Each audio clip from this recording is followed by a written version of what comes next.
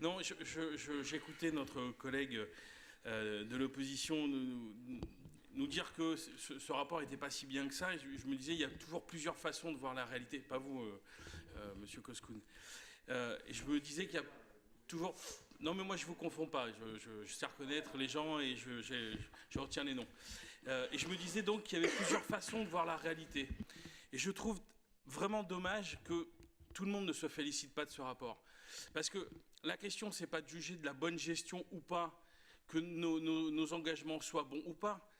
Ce rapport dit juste une chose, que nous avons tenu nos engagements. Et aujourd'hui, dans le débat politique, il est discrédité par plein de choses, mais aussi parce qu'il y a un certain nombre d'élus qui ne tiennent pas leurs engagements, de droite comme de gauche. Et le fait de dire que nous tenons nos engagements, que dans cette ville, les élus qui sont élus tiennent leurs engagements, avec le concours de l'opposition dans un débat démocratique, moi, ça me semble une bonne chose. Et de critiquer ça, ça ne me semble pas terrible. Nous n'avons jamais fait notre maxime de celle de Pasqua qui disait les promesses n'engagent que ceux qui les croient. Eh ben non, les promesses, les engagements engagent ceux qui les prononcent. Et nous avons démontré que nous tenions nos engagements. Et ça me paraît, au début de cette période électorale, une bonne chose de montrer qu'il y a des élus qui tiennent leurs engagements. Après, on peut juger s'ils sont bons ou mauvais.